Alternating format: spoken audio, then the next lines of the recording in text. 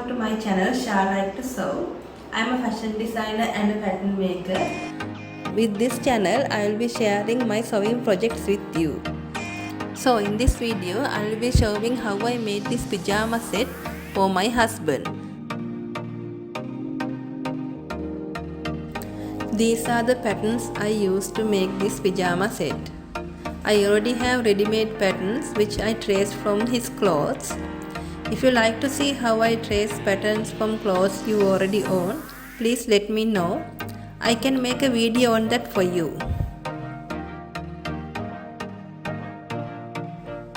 I started with the trousers because it has less steps than the shirt. I want the trousers wider and longer than my pattern, so I cut the amount necessary away from the pattern. Once I cut the first panel, I will use it as the pattern to cut the other panel so both sides will be similar. To make the trousers, I start by sewing front and back crotch lines. I place right sides of trouser front together and pin the front crotch lines together. Then I did the same to back crotch line.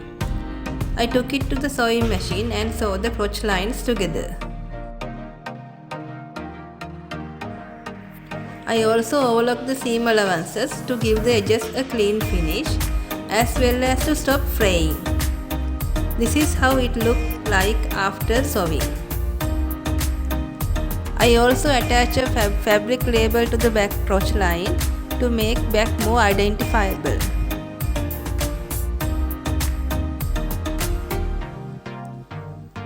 Then I pin the trouser legs together by starting with the point where crotch lines meet.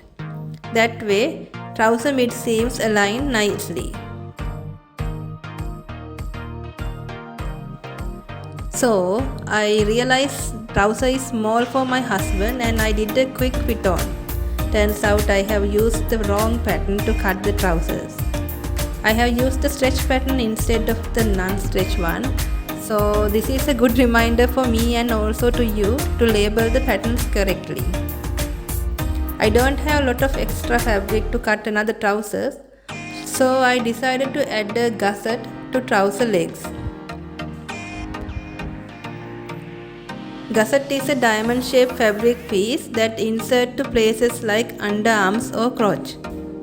It gives extra volume to move arms, legs easily.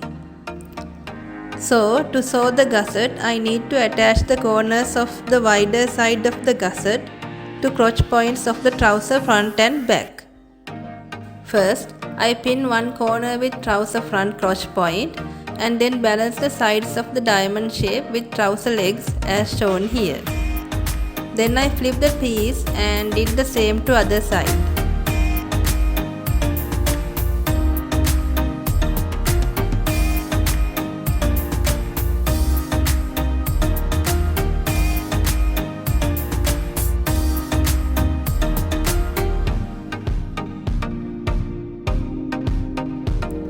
After sewing the gusset to both sides,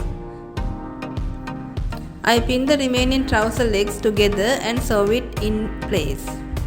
I made sure to overlock all the raw edges, and this is how it looks like now.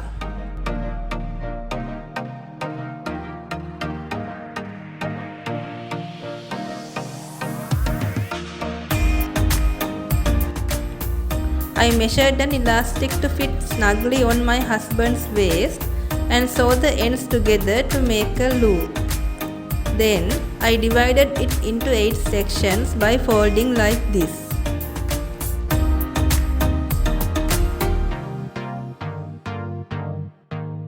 I did the same to trouser waist. First, I folded the trouser's waist in half and marked the fold lines to get the half marks. Then I folded the half marks together and marked the middle of it to get the quarter mark. Then I marked the center of the quarter marks by folding quarter marks together, and this is the 1/8 mark. I repeated the folding till I mark all around the waist. Then I took the elastic and I balanced the marks of elastic to marks of trouser waist and pinned them in place. I sewed the elastic to trouser by pulling the elastic to match the trouser waist.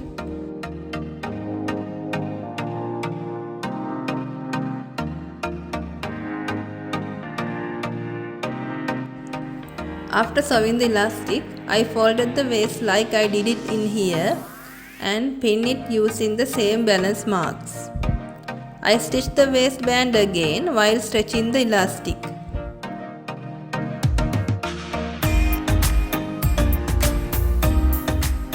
I overlocked the trouser hems, folded twice the hem like this and sewed it.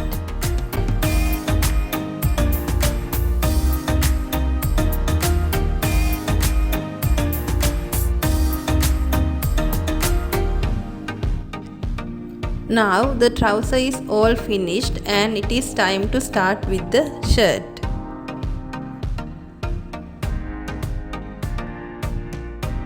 I started cutting with the shirt back panel as it is the largest piece. I cut back in fold.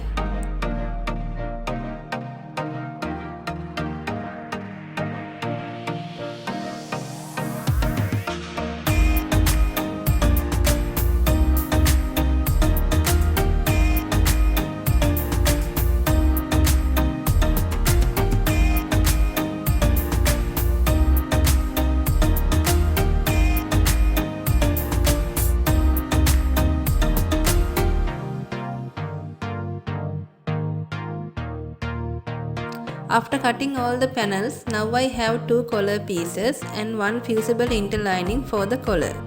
Fusible interlining has a one blue side, which is the shiny side as you can see here. One pocket piece, two sleeve panels,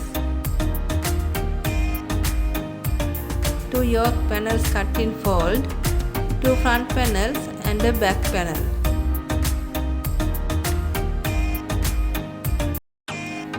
Before sewing, I need to prepare some pieces. I ironed the fusible interlining to bottom collar, then I prepped the pocket. I used a cardboard template and turned and ironed the pocket seam allowances. I traced the pocket pattern into a cardboard and removed the seam allowance to get the pocket template. This way, the pocket will turn out nice and crispy. Then I need to mark the pocket position. I placed my left shirt panel on pattern and transferred the pocket marks to fabric. I started sewing the shirt with the yoke. First, I marked the center of the back yoke by folding it in half and making a small cut mark. I did the same to other yoke panel and also to back shirt panel. Then I balanced the center mark of one yoke with center point of shirt and pinned in place. I balanced the ends of yoke with ends of yoke line of shirt and pinned them in place. I turned around the piece and placed the other yoke panel and pinned it the same way. Now my back panel is sandwiched between the two yoke panels. Then I sew the yoke line together. I turn the yoke panel's right side and top stitch the yoke seam to make it attractive and strong.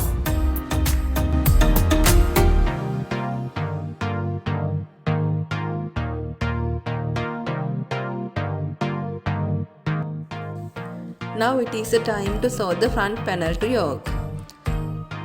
Front panel should also be sandwiched in between yoke panels.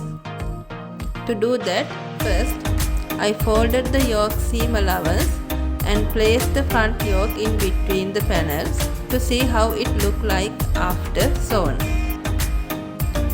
Then I put my hand inside yoke from neckline and grab all three seam allowance and pull them out from the neck opening. I pinned the seam by pulling seam allowance out. I sew the yoke in place and pull out the seam allowance.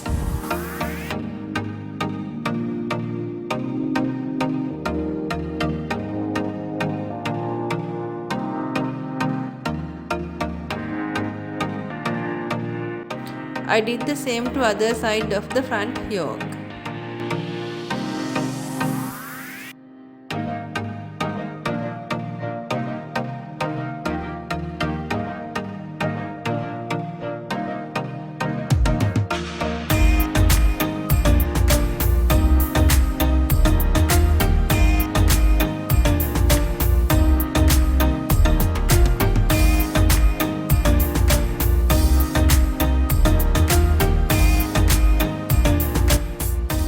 Then I top stitched both yoke lines.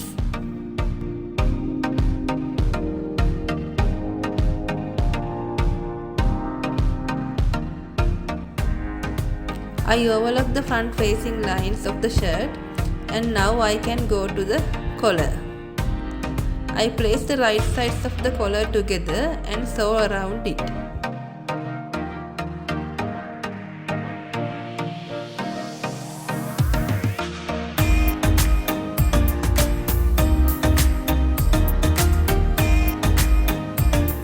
Then I cut away the edges and trim the seam allowance about half.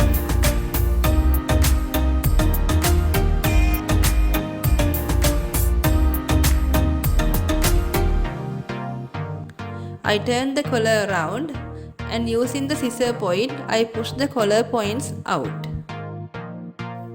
Then I top stitch the collar around.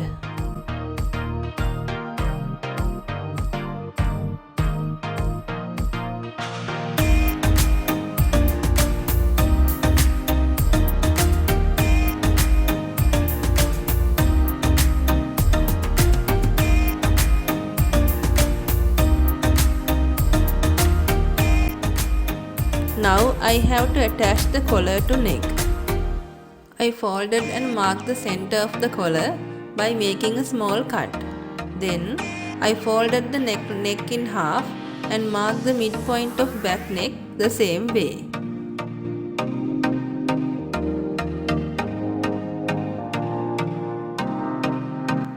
Then I folded the front facing line and marked the point where collar starts and ends, which is where the center front line is. The amount extended beyond the center front line is the button stand width. I balance the center back neck and collar center and pin them together.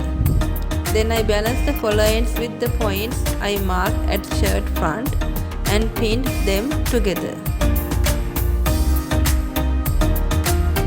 After that, I balanced and pinned the rest of the collar with neck of the shirt.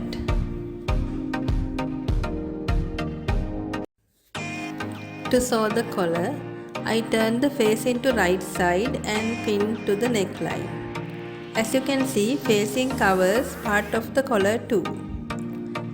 Then I sew along the neckline, and at the end I stopped few inches away from towards end and folded the facing of the other side the same way. I turned facing back and adjusted the neck points using the scissor point.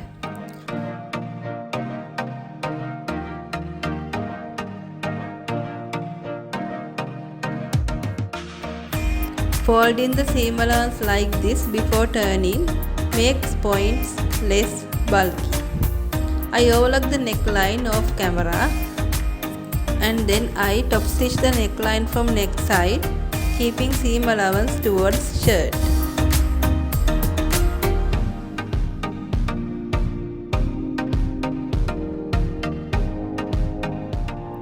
Then I moved on to sleeves. I balanced sleeve balance point with balance cut mark of shirt yoke, which is the shoulder point. Both of these balance points I marked while cutting the patterns. Then I meshed the sleeve ends together and pinned them. I balanced and pinned the whole sleeve and sewed it in place. I attached both sleeves the same way.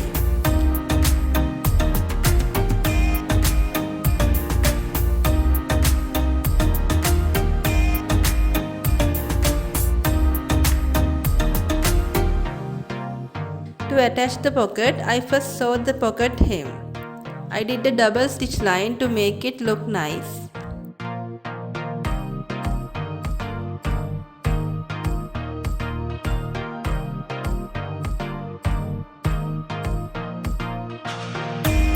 Then I placed the pocket on the left shirt panel where pocket positions points I marked earlier with seam allowances turned inside and pinned it in place.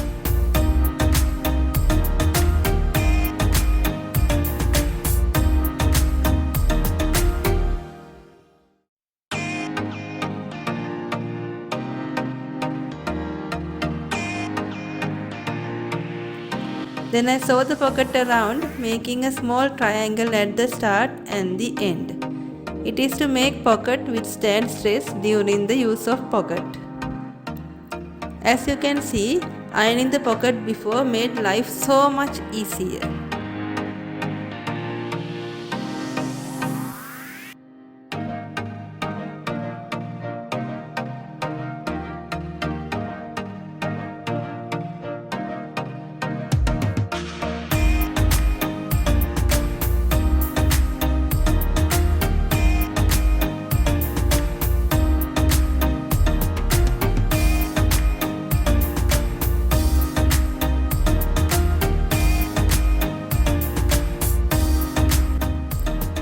Overlock the armhole seams and off to attach side seams.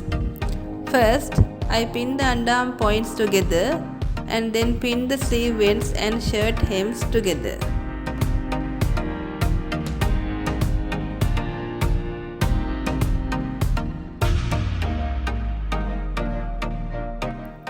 Then I sew the side seams of both sides and overlock them.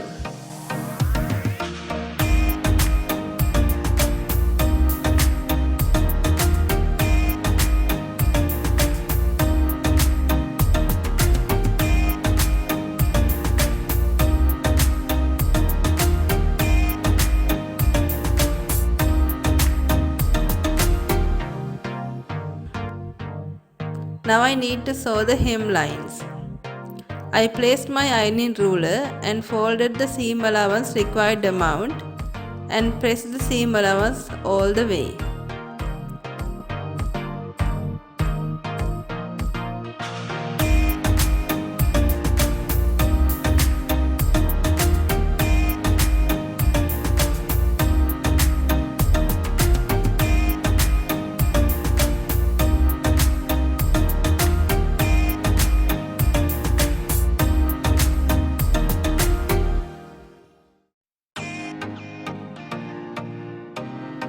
Before sewing the hem, I top stitched the edge of front openings of the shirt because this fabric doesn't keep iron creases well and it keeps getting opening up.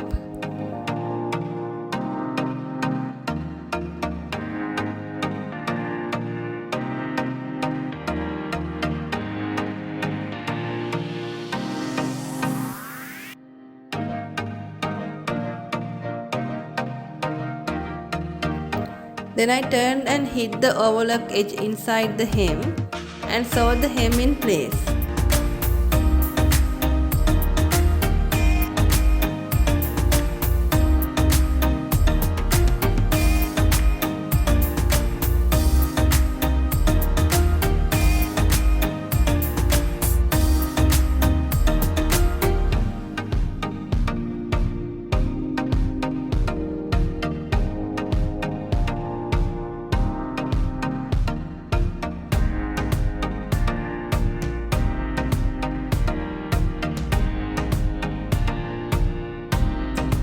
I did the same to sleeve hem also.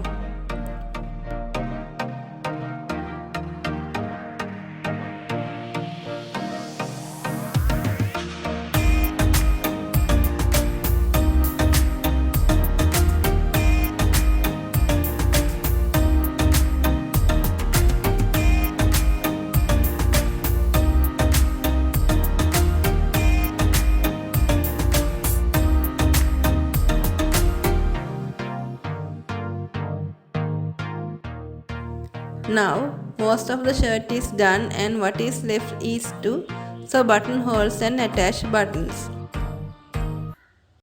To attach buttons, I need to mark button positions. First, I decided where my first button and end button should be and marked those places. Then I measured the distance in between and divided by number of buttons I need in that distance. After marking the button distance, I measured 1.5 centimeters away from edge of shirt, which is the button stand, to mark the exact position of the buttons. To sew the buttonholes, I used my zigzag machine. I placed the button in the slot at the back of the buttonhole foot so that it knows the size of the buttons. Selected the suitable buttonhole stitch and sew all the buttonholes. I placed a piece of paper as backing underneath the fabric because I didn't use any stabilizers.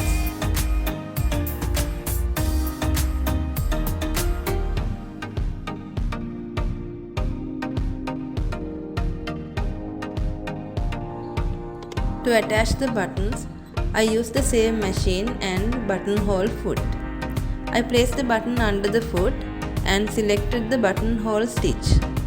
I slowly increased the stitch width to match the distances in holes of the button. Then I can use the same stitch width to sew all the buttons. Here also I used a piece of paper underneath. Now my pyjama set is all done. Hope you enjoy the show.